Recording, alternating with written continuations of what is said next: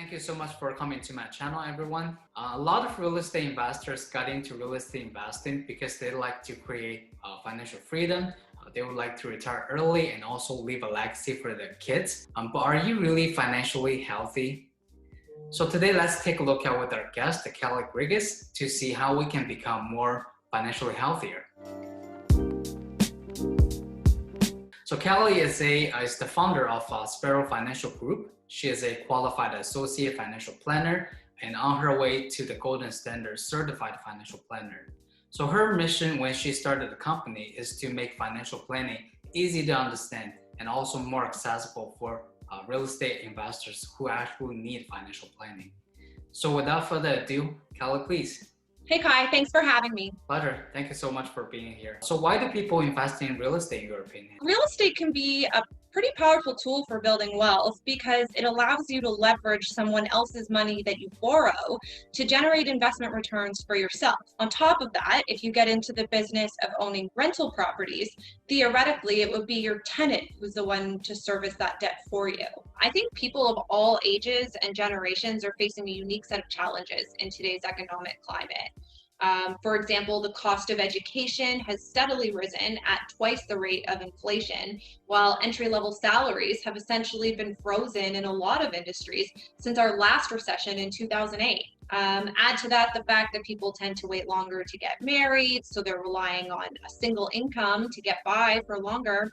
And it's no wonder that household debt levels are out of control, and saving for an emergency, let alone retirement, feels like an impossible, anxiety-inducing goal. Investing in real estate can offer solutions to all of these challenges, but it does come with some pretty significant risks, so it should be done thoughtfully and carefully.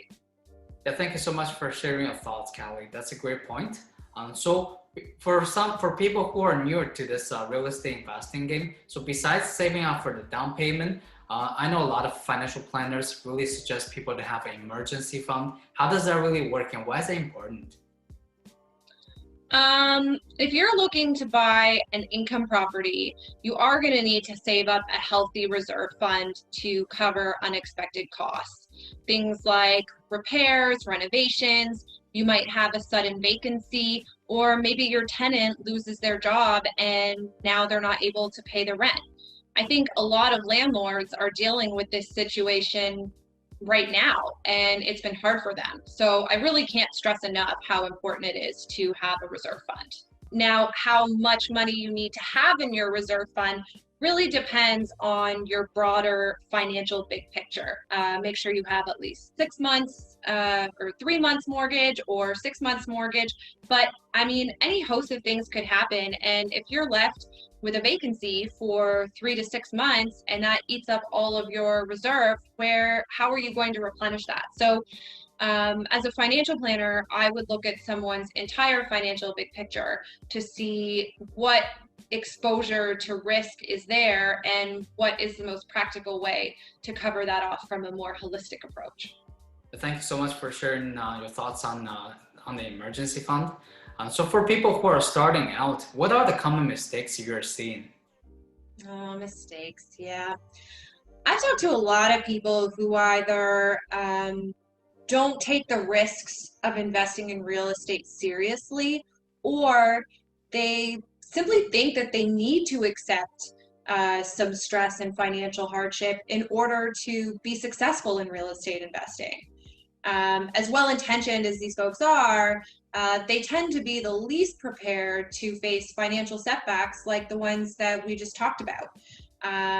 They're the most likely to find themselves taking on debt or dipping into their personal savings just to keep the train on the tracks. And that's a situation that I think everyone should want to avoid at all costs. Another thing I often hear is that it doesn't matter what or where you buy, all properties are guaranteed to increase in value over time. And I think you can probably attest that that is not always the case. If you are one of those unprepared people without the financial means to weather that crisis, you're likely going to find yourself in a situation where you're forced into a fire sale and suffering some serious financial losses. So again, Biggest mistake is not being prepared, and it's a mistake that's very easy to correct. But so speaking of working with a financial planner, how do people really get started working with you guys, and what are the benefits they're gonna receive working with you? Sure. Okay. So, just a little background. Generally speaking, financial planners and financial advisors are different in that, as financial planners, we're typically charging a fee for our advice rather than working for commissions, say, on the sale of certain investment products. I think that's an important distinction to note because it means that we're better able to take this sales pitch out of the conversation and just focus on what's truly best for our clients, which is always to have a plan. So a financial plan is essentially a roadmap for your money, your real estate, and your life goals. It considers ways to optimize your overall financial position. It helps you put up some guardrails so you're not so vulnerable to these setbacks that we keep mentioning. And then this is all done while keeping your personal budget and affordability in mind. So it's meant to be practical and realistic. At my company, at Sparrow, we've developed a financial planning process specifically designed to cater to the real estate investor or aspiring real estate investor. We look at things like developing realistic strategies to grow your real estate portfolio. We help you understand and minimize your tax liabilities.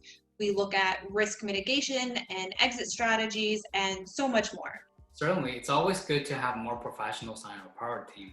The more network you have, the more resources you're gonna have. That's for sure.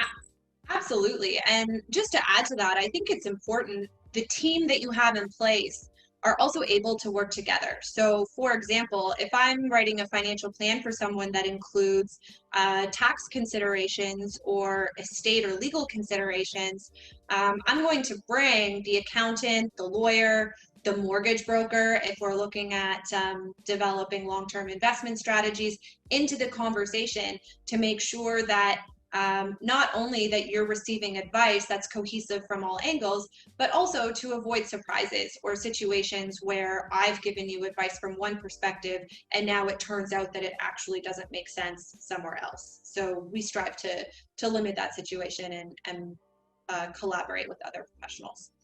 That's a very good point. Okay, Kelly, thank you so much for providing all the information. I find it great value. So if anybody needs to get a hold of you, what would be your best way to for a contact?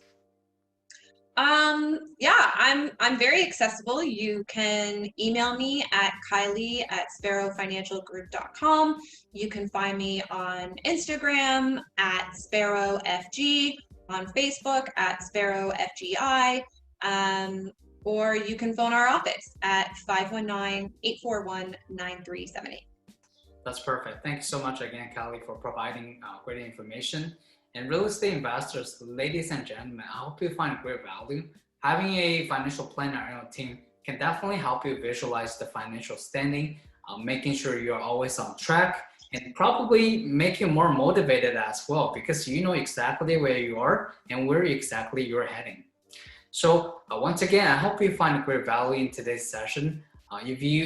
If you would like us to cover a specific topic, leave a comment below. If you enjoyed this video, give us a like and help us share with your investor friends and help us grow the community. So that being said, thank you very much for tuning in today, and I'll see you next time. Thank you so much. Thanks, Kai. Thank you, Kylie.